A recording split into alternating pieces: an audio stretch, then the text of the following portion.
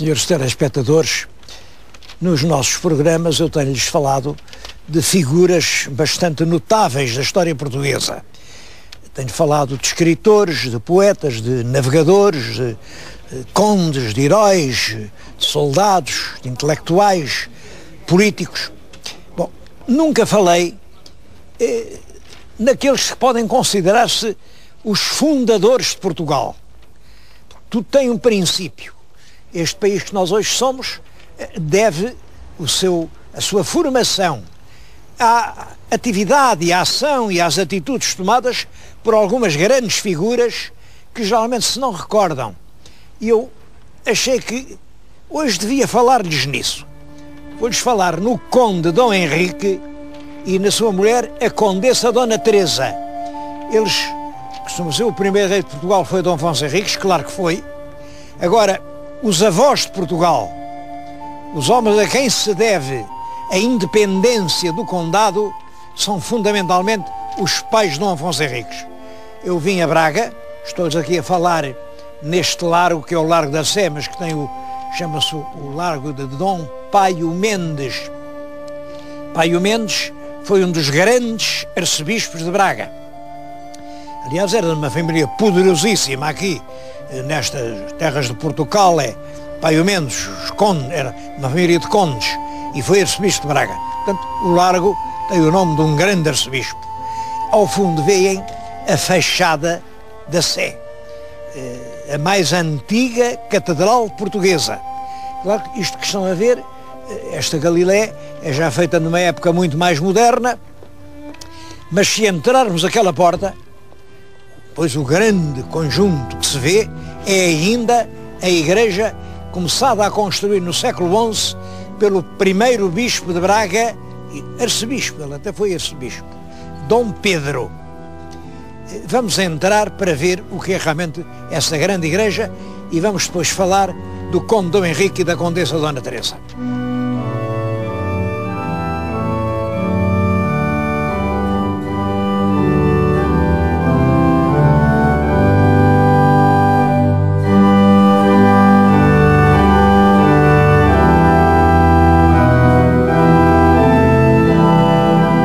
Foi no tempo do conde Dom Henrique e da condessa Dona Teresa que a catedral foi construída por grande esforço realmente desse arcebispo Dom Pedro.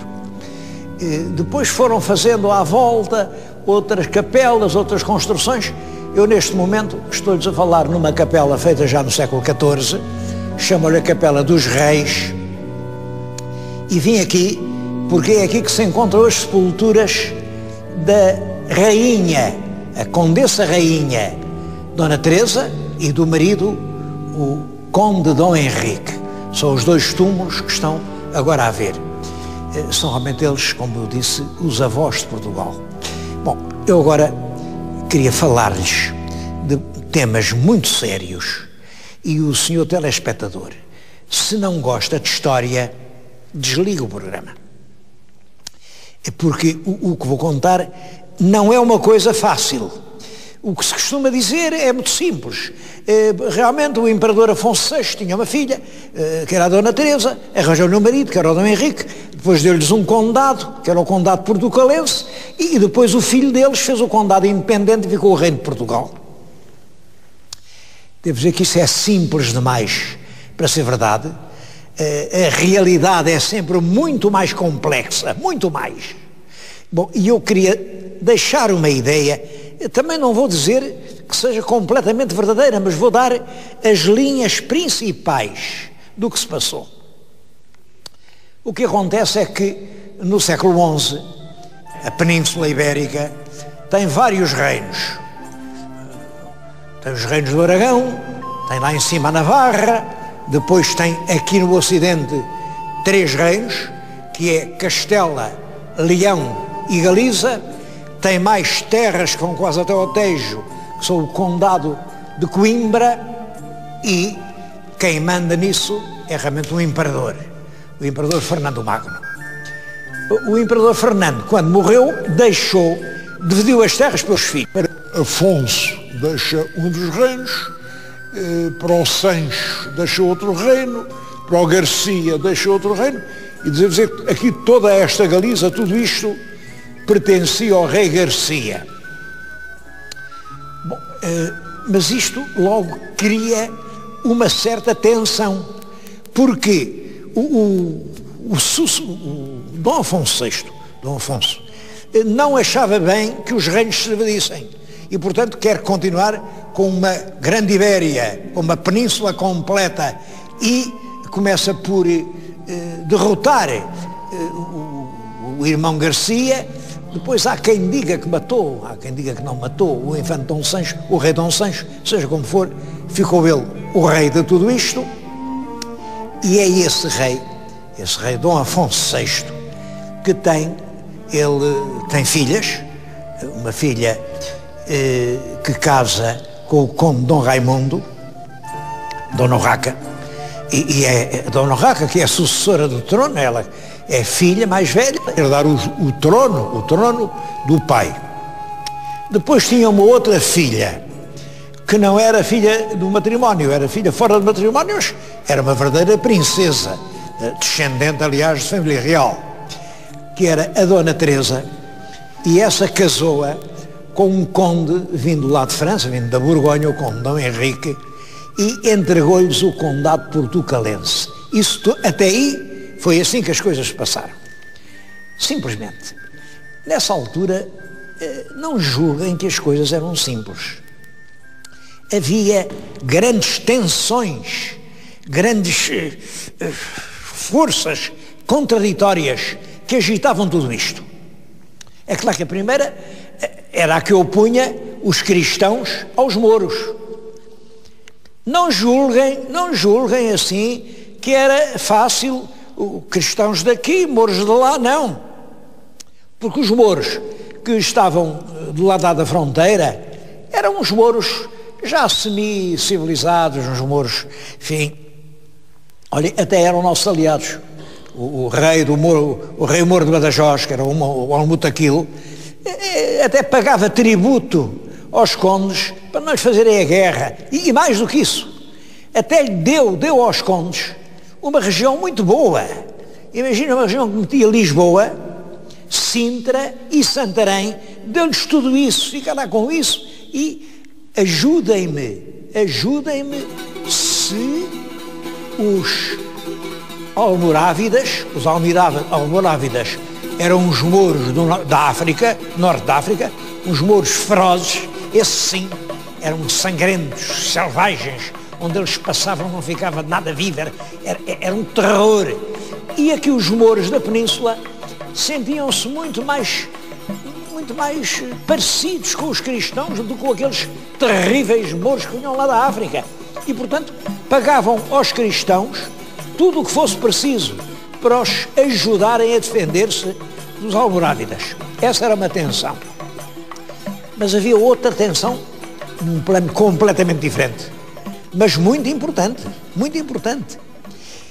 É claro que aqui os reinos cristãos, mas eram cristãos à sua maneira. Eram um cristianismo já... Bom, estavam a buscar o fim do mundo e já havia muitos desvios em relação ao rito gregoriano, ao rito de Roma, e estava-se quase a criar uma igreja diferente. Ora bem, é nessa altura que aparece a ordem de Cluny. Cluny é uma ordem poderosa, nascida na Borgonha. O grande chefe, o abade de Cluny, é o Santo Hugo, e o Santo Hugo é primo do conde Dom Henrique, como é primo do conde Dom Raimundo, e é um homem que tem uma influência enorme na Europa. É o Santo Hugo, vem à península, e é ele quem luta para que esta igreja seja igual à Igreja Universal, à Igreja da Europa, e acabar com esses vestígios de moçarabismo, que já estava a meter coisas que não eram muito cristãs. Bom, e há a luta, portanto, da Igreja de Cluny, que é a Igreja ortodoxa, a Igreja como deve ser, contra estes costumes que aqui se estavam a meter. Bom, mas há sobretudo um facto de que os nossos historiadores não têm falado e que me parece que é o mais importante de todos. Mais importante de todos. Como sabem, os mouros chegaram à península, desembarcaram lá embaixo, no sul da península, a Batalha do Guadalete, no ano de 711. Pois bem, imediatamente, eles em 717, portanto 6 anos depois, já estavam aqui no norte da península, já eram senhores de Braga, já tinham chegado quase ao Cantábrico, apoderaram-se de tudo, praticamente sem luta. Não houve resistência nenhuma, nenhuma. Como é que isso se explica? Quando eles chegaram, aqui em Braga, havia uma igreja, uma catedral importante, E era importante porquê?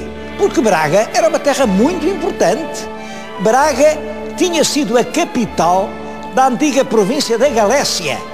Aqui, este ocidente peninsular tinha 2 províncias. A Lusitânia, com a capital em Mérida, e a Galécia, com a capital em Braga. Pois bem, claro que a cabeça de uma grande província romana, a grande cidade de Braga Augusta, era uma importante cidade. E essa importante cidade, desde que o cristianismo foi admitido, no tempo do imperador Constantino, passou a ter uma grande catedral, havia aqui um culto muito importante, isso desde o século IV. E como é que se explica que, com a vinda dos mouros, tudo isso desaparece? O bispo de Braga, continua a haver bispo, mas foge para Lugo. Lugo é uma cidade galega, que fica muito mais para norte, e é uma cidade que tem umas grandes muralhas ainda do tempo romano, e aqui isto fica abandonado, fica sem bispo. Fica sem bispo, não julguem que é 1 ano nem 2, é mais de 200 anos. Porquê? Eu vejo todos os historiadores dizem, sim, realmente o bispo de Braga foi para Lugo, mas não dizem porquê. É claro, a minha hipótese, mas é a minha hipótese baseada no que dizem as crónicas. Quando a gente lê, há, por exemplo, uma crónica realmente de Compostela, que é dessa época. Há uma outra crónica, o Albeldense, que é muito impressionante. O que diz é o seguinte, é que nessa época, os povos pequenos, os povos miúdos, os povos dos trabalhadores, revoltavam-se contra os nobres, perseguiam-nos, matavam-nos, tomavam-nos os castelos, e portanto isto era realmente um inferno, e os senhores tinham que fugir, fugiam daqui. Bem, isto explica-se desta maneira. Como sabem, na península havia senhores e servos, no tempo romano os senhores eram os romanos, a antiga população servia-os, enfim, como trabalhadores nas vilas, nas terras. Bom, depois os romanos são substituídos pelos visigodos. Quando vem a invasão visigótica, os senhores visigodos são os nobres. O nobre é um senhor de sangue azul, cabelo loiro, não faz nada senão andar a cavalo, fazer a guerra, e é dono. E os camponeses têm que o sustentar. Bom, é uma estrutura. O que são é poucos. Eles são fortes, mas são poucos, os visigodos. E cometem um erro. É dizer, bom, só os visigodos é que podem ter armas. Só. Os outros, os servos, não têm obrigações militares. Não vão à guerra. Bem, é claro, resultado, quando chegam os mouros, são os senhores da guerra, os visigodos, que fogem e ficam os servos sozinhos. Bom, e os servos, naturalmente, expulsam os últimos senhores. Ora, entre os senhores, claro que estava o bispo. Os bispos eram visigodos. E é por isso que eles fogem daqui e vão para Lugo. E isto está há mais de 200 anos sem ter aqui um bispo residente. É claro, dizem que isto estava deserto. Não, agora deserto, como é que uma terra destas pode estar deserta? Uma terra magnífica, uma terra com rios, uma terra com uma lavoura fácil. Não, isto estava ocupadíssimo. Não era por mouros, não. Era pelos descendentes dos antigos servos, que nas suas aldeias miseráveis, continuavam a colher o seu pão, a fazer o seu vinho, a fazer, enfim, a sua lavoura, e a pagar tributo aos mouros. Não. Bom, e isso dura assim até ao século XI. É no século XI que realmente propõem ao conde Dom Henrique e à condessa Dona Teresa restaurar aqui uma sé. Isto tinha com certeza muita gente. Aliás, a gente hoje olha para o edifício construído, que é gigantesco. Isto implica muito dinheiro, muito trabalho, muita mão de obra, muita riqueza, e realmente eles fazem então uma grande sé, e passa a haver aqui bispos que são desde o início arcebispos, que entendem, pois Braga era a capital da antiga Galécia, agora o bispo de Braga deve ser o chefe, o metropolita, como se dizia, de toda esta região da antiga Galiza. Bom, só que, né, como eles não tinham estado cá há muito tempo, nessa altura o bispo de Lugo disse, não, o bispado é aqui. Entretanto aparece Compostela. Compostela é muito importante por causa de uma peregrinação ao Santiago, ao túmulo, que se dizia que era do apóstolo Santiago, não sei de quem era, mas o bispo de Compostela tem imenso poder e há uma luta que dura séculos entre Braga e Compostela. Braga diz, a cabeça é aqui, a capital é aqui. Compostela e Lugo dizem, não é lá, é aqui. Entretanto, os castelhanos conquistam Toledo e aí aparece o bispo de Toledo a dizer, não, a capital dos reinos é Toledo. Portanto, o verdadeiro chefe, o primeiro primaz, é o bispo de Toledo. Esta luta dura séculos, até que o Papa lá conseguiu estabelecer a paz e dizer, bem, Toledo manda sobre um certo número de dioceses, Braga manda sobre outro número de dioceses, Compostela ou Lugo sobre outro número, e assim acabou essa luta. Mas é esse combate para afirmar que Braga é a cabeça das Espanhas, que é aqui, que é a verdadeira capital de toda esta região ocidental da península. É isso que está na base do pequeno reino que se vem a constituir pouco tempo depois, com os filhos destes dois príncipes que aqui estão sepultados. É o filho deles, Afonso Henriques. Henriques porque é filho de Henrique. Henrique Henriques. E Afonso porque é neto do imperador Afonso VI. Afonso como o imperador, Henriques como o pai conde. É esse jovem, Dom Afonso Henriques, que vai conseguir realmente fazer desta pequena faixa litoral um reino independente. Também lhes quero falar nisso.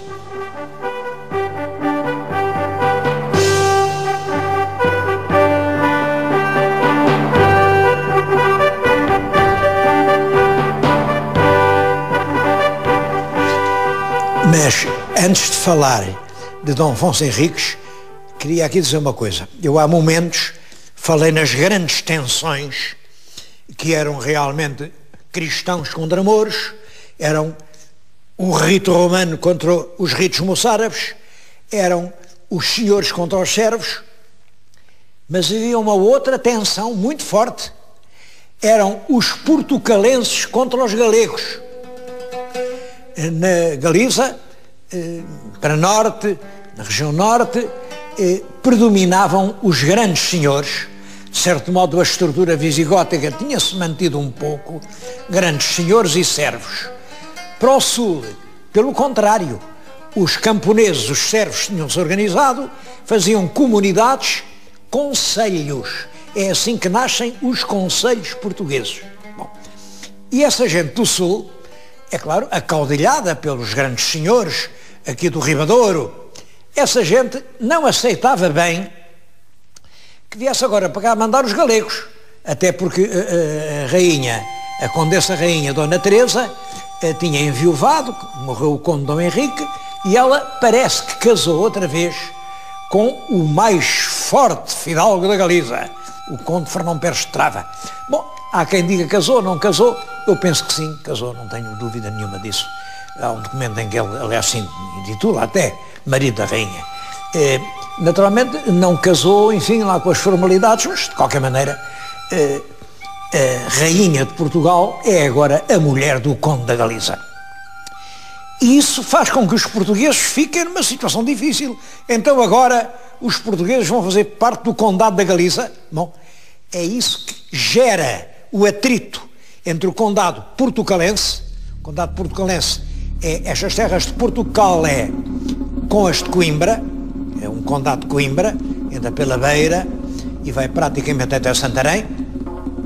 É esse condado, é o condado da Condessa de Dona Teresa, que é herdado pelo filho, pelo infante Dom Afonso Henriques, e o Dom Afonso Henriques tenta libertar-se da tutela galega. A primeira batalha de Dom Afonso Henriques, é o tal combate de São Mamede, não é contra Castela nem contra o imperador, não. Ele só quer libertar-se do jugo galego, não quer obedecer aos senhores da Galiza.